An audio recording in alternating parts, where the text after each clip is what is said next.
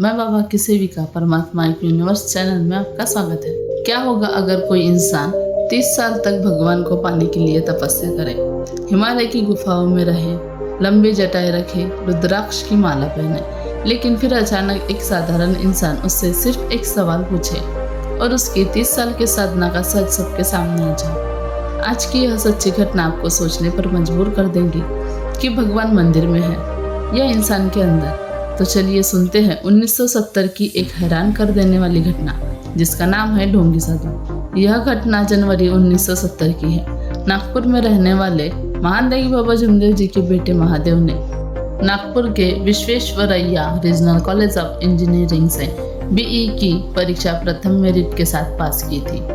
महादेव पढ़ाई में इतने होशियार थे कि उन्हें आगे की पढ़ाई के लिए अमेरिका की मशहूर न्यूयॉर्क यूनिवर्सिटी में MS के लिए प्रवेश मिल गया। यह पूरे परिवार के लिए गर्व की बात थी। महादेव को अमेरिका भेजने के लिए उनके पिता बाबा जमदेव जी, माता वाराणसी बाई, मौसी चंद्रभागाबाई, मामी गयाबाई और उनके मित्र विठल राउत सभी उन्हें विदा करने दिल्ली तक गए। 2 दिन तक उन्होंने दिल्ली के प्रसिद्ध स्थान देखे, ताजमहल, लाल किला, जंतर मंतर। फिर वह दिन आया जब महादेव को अमेरिका के लिए उड़ान भरनी थी। पालम हवाई अड्डे पर सबकी आंखों में आंसू थे, लेकिन गर्व भी था। महादेव विमान में बैठ गए और धीरे धीरे वह विमान आसमान में गायब हो गया। अगले दिन सब लोग सोचने लगे, जब हम यहाँ तक आ ही गए हैं तो क्यों ना हरिद्वार और ऋषिकेश भी देख लिया जाए। सभी ने तुरंत फैसला किया और सुबह की ट्रेन पकड़कर ऋषिकेश की ओर निकल पड़े। जनवरी का महीना था और ऋषिकेश में बहुत ठंड थी। स्टेशन से ऐतिहासिक स्थानों तक जाने के लिए उन्होंने टांगा लिया, लेकिन उससे पहले बाबा जमदेव जी ने सबको एक बात साफ साफ कह दी। उन्होंने कहा, हम केवल एक ही परमात्मा को मानते हैं और वह परमात्मा किसी पत्थर की मूर्त में नहीं बल्कि हर इंसान की आत्मा में रहता है। इसलिए आज कोई भी किसी मंदिर में माथा नहीं टेकेगा। हम केवल मानव धर्म द्वारा बनाई हुई कला को देखेंगे। सबने बाबा की बात मान ली। सभी लोग ऋषिकेश के प्रसिद्ध स्थान देखने लगे। आखिर में वे पहुंचे लक्ष्मण झूला। गंगा नदी के ऊपर बना वह पुल बहुत ही अद्भुत लग रहा था। सबने गंगा में स्नान किया। उसी समय उनकी मुलाकात गुजरात से आए एक मारवाड़ी दंपत्ति से हुई। मारवाड़ी समाज में एक परंपरा होती है, जब कोई महिला तीर्थ यात्रा पर जाती है और उसका भाई साथ नहीं होता तो वह किसी अच्छे इंसान को अपना भाई मानकर उसे उपहार देती है। उस बुजुर्ग दंपत्ति ने बाबा जमदेव जी को सम्मानित समझकर उनसे अनुरोध किया। बाबा ने कुछ सोचकर उनका प्रस्ताव स्वीकार कर लिया।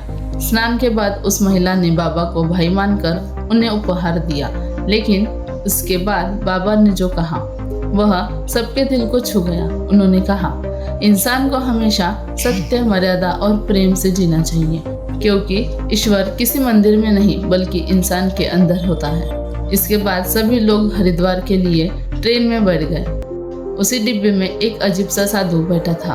उसकी लंबी लंबी जटाएं थी, लंबी दाढ़ी थी, कानों में कुंडल, गले में रुद्राक्ष की माला और लाल रंग की कफनी। वह देखने में बहुत बड़ा तपस्वी लगता था।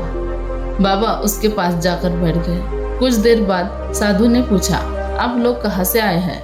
बाबा ने कहा, हम नागपुर से आए हैं। फिर साधु ने पूछा, क्या आपने यहाँ के मंदिरों में दर्शन किए?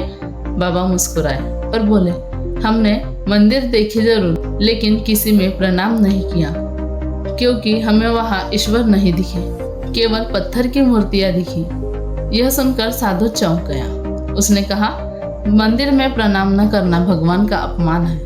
तब बाबा ने शांत स्वर में कहा, अगर आपको लगता है कि मैंने भगवान का अपमान किया है तो आप ब्रह्मांड से संपर्क करिए और भगवान से कहिए कि नागपुर से एक आदमी आया है जिसने मंदिर में प्रणाम नहीं किया।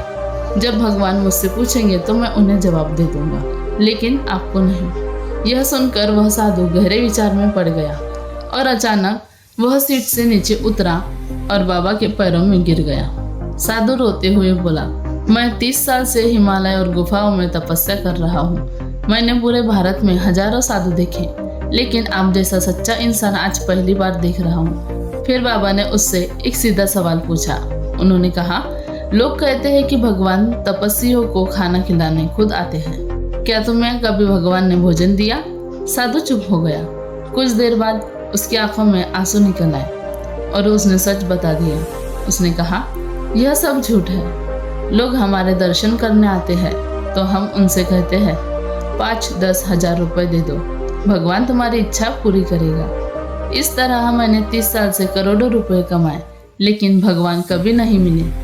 बाबा ने उनसे कहा, अगर सच में भगवान को देखना है तो सबसे पहले अपनी जटाई और दाढ़ी कटवा लो, यह साधु वाला वेश छोड़ दो और एक साधारण इंसान की तरह जीवन जीना शुरू करो। फिर नागपुर आना, मैं तुम्हें भगवान दिखाऊंगा। साधु ने बाबा का पता लिया, लेकिन बाबा कहते हैं वह आज तक कभी नागपुर नहीं आया। दोस्तों, यह कहानी हमें एक बहुत बड़ा सच बताती है। भगवान को पाने के लिए जटाई बढ़ाना जरूरी नहीं, गुफाओं में जाना जरूरी नहीं। भगवान किसी पत्थर की मूर्त में नहीं, बल्कि हर इंसान की आत्मा में रहते हैं। अगर इंसान सत्य, प्रेम और मर्यादा से जीवन जिए तो वही सच्ची पूजा है। अगर आपको यह कहानी सोचने पर मजबूर कर रही हो तो कमेंट में जरूर लिखिए, सत्य ही ईश्वर है। और ऐसी सच्ची और प्रेरणादायी कहानियाँ सुनने के लिए चैनल को सब्सक्राइब जरूर करें। हम फिर मिलेंगे और एक सच्ची घटना के साथ। नमस्कार।